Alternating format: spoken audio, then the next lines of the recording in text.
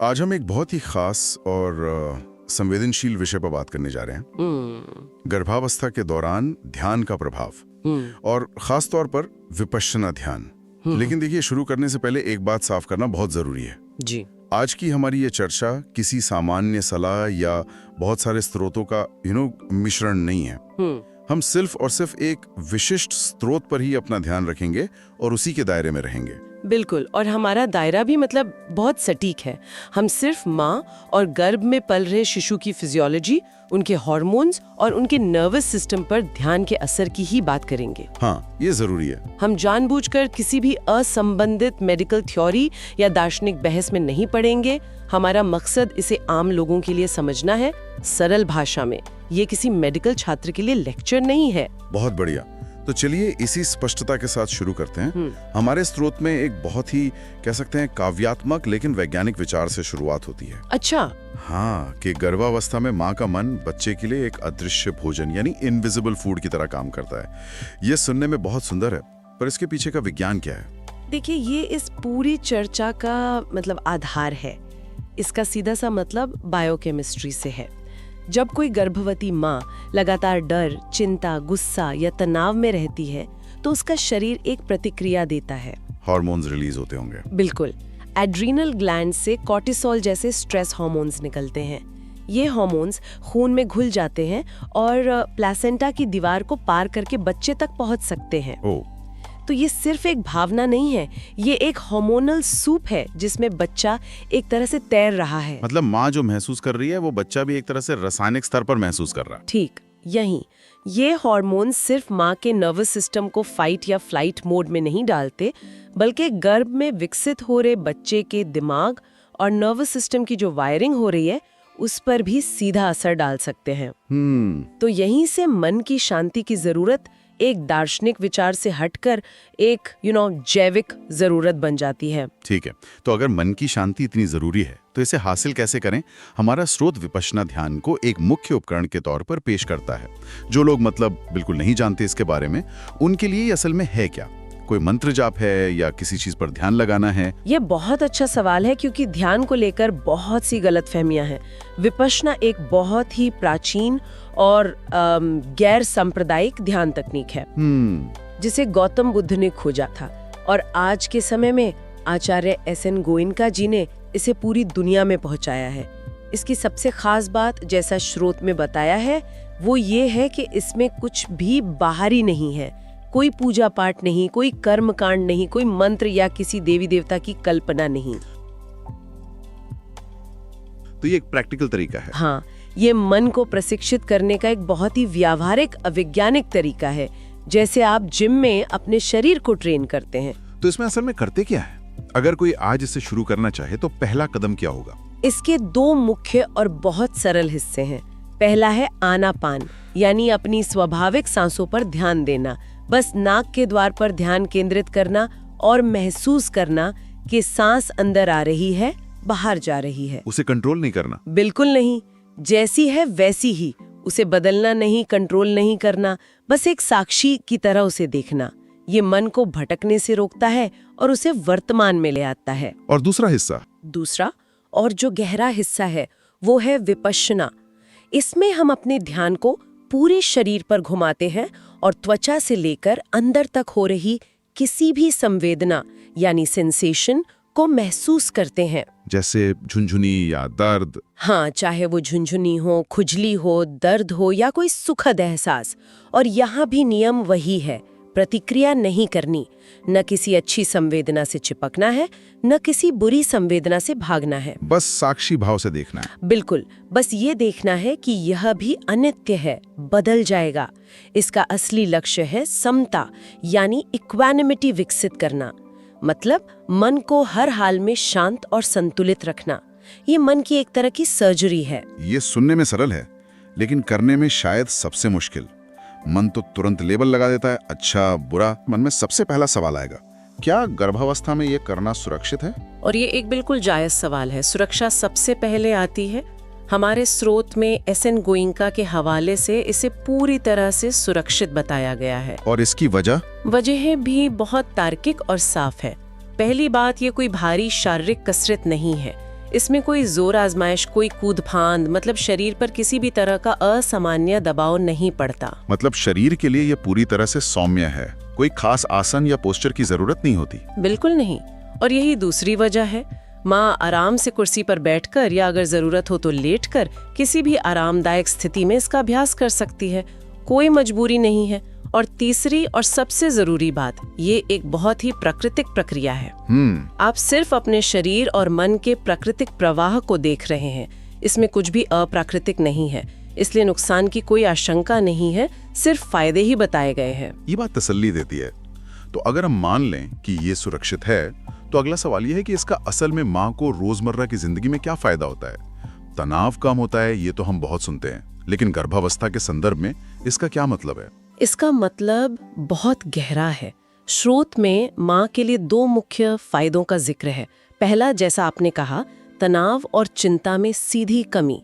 जब मन ध्यान के दौरान शांत होता है तो शरीर का जो फाइट या फ्लाइट सिस्टम है, जो हमेशा एक्टिव रहता है, जो हमेशा सक्रिय रहता है, उसे आराम मिलता है। सांसें अपने आप गहरी और धीमी हो जाती हैं, ब्लड प्रेशर नियंत्रित हो सकता है। ये सिर्फ एक एहसास नहीं, ये एक न्यूरोलॉजिकल बदलाव है। और दूसरा फायदा, क्योंकि गर्भावस्था में नींद ना आना और मूड में तेजी से बदलाव होना भी एक बहुत बड़ी चुनौती है। और दूसरा फायदा सीधे तौर पर इसी से जुड़ा है, बेहतर नींद और स्थिर मूड। हार्मोनल बदलावों की वजह से नींद उड़ जाना, छोटी छोटी बातों पर चिड़चिड़ापन या उदासी, ये सब बहुत आम है।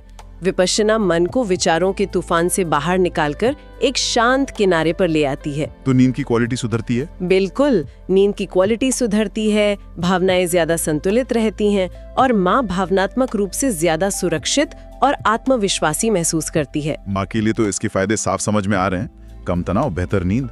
लेकिन मुझे जो बात इस स्रोत में सबसे ज्यादा चौंका रही है, वो ये है कि इस पूरी प्रक्रिया में एक और भागीदार है जो खामोशी से सब कुछ महसूस कर रहा है। बच्चा।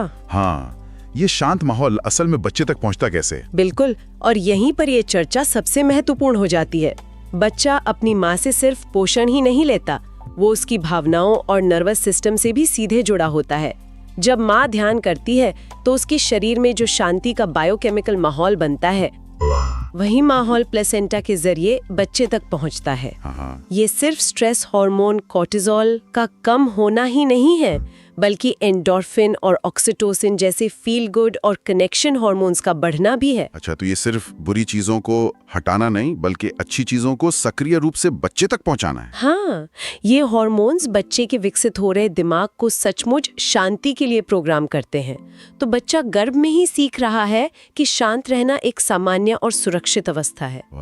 स्रोत में कुछ स्टडीज का भी हवाला है जिनसे पता चलता है कि ध्यान करने वाली माताओं के बच्चों का स्वभाव, जिसे टेम्परामेंट कहते हैं, वो जन्म के बाद ज्यादा शांत होता है। उनमें भावनात्मक स्थिरता ज्यादा देखी गई है, वे कम चिड़चिड़े होते हैं। यह तो एक तरह से जन्म से पहले ही भावनात्मक प्रोग्रामिंग करने जैसा है। और इसी से जुड़ी एक और बात ने मुझे स्रोत में बहुत आकर्षित किया, धम्म बेबी का कॉन्सेप्ट। ये सुनने में थोड़ा आध्यात्मिक लगता है, लेकिन जिस तरह से इसे समझाया गया है वो पूरी तरह से मनोवैज्ञानिक है। इस पे थोड़ी और बात कर सकते हैं। ये एक बहुत ही सुंदर और गहरा विचार है। धम्म बेबी उस बच्चे को कहा जाता है जिसकी नींव ही शांति, संतुलन और करुणा से रखी गई हो। स्रोत बताता है कि कुछ देशों में माता पिता इस विचार को बहुत गंभीरता से लेते हैं। वे सचेत रूप से एक इरादे के साथ गर्भावस्था के दौरान ध्यान का अभ्यास करते हैं, ताकि बच्चे का विकास शुरू से ही एक शांत और स्थिर मानसिक वातावरण में हो। तो ये एक तरह से बच्चे को जन्म से पहले ही एक मानसिक उपहार देना हुआ। बिल्कुल, एक अमूल्य मानसिक उपहार। ये धम्म बेबी का विचार तो बहुत गहरा है। मतलब हम सिर्फ शारीरिक स्वास्थ्य और पोषण की ही नहीं, बल्कि बच्चे के मानसिक और भावनात्मक स्वभाव की नींव भी जन्म से पहले ही रख रहे हैं। पेरेंटिंग 9 महीने पहले शुरू करने जैसा। तो इसका मतलब ये भी हुआ कि ये सिर्फ ध्यान की एक अच्छी आदत जोड़ने के बारे में नहीं है, बल्कि कुछ चीजों को अपनी जिंदगी से घटाने के बारे में भी है। जैसे हम कुछ तरह के खाने से बचते हैं, वैसे ही क्या मानसिक खुराक से भी बचना चाहिए? ये बहुत बहुत जरूरी है और स्रोत इस पर खास जोर देता है। ये एक बगीचे की तरह है। आप अच्छे बीज तो बो रहे हैं, लेकिन जंगली घास को भी हटाना पड़ेगा। सही। ध्यान करना एक हिस्सा है, लेकिन बाकी के 23 घंटे आप अपने मन को क्या दे रहे हैं? वो भी उतना ही मायने रखता है। स्रोत में साफ तौर पर कुछ चीजों से बचने की सलाह दी गई है, जैसे कि हिंसक फिल्में या टीवी शो देखना, किसी भी तरह का नफरत या गुस्सा फैलाने वाला कंटेंट, चाहे वो खबरों में हो या बहस में, कहीं भी हो। और हमारे आसपास के माहौल का क्या, जैसे घर का माहौल, पारिवारिक झगड़ों और बेवजह की बहस से बचने की सलाह दी गई है। और आज के जमाने में सोशल मीडिया, वो तो सबसे बड़ा तनाव का स्रोत है। बिल्कुल। सोशल मीडिया की अंतहीन नकारात्मकता से दूर रहना शायद सबसे जरूरी काम है।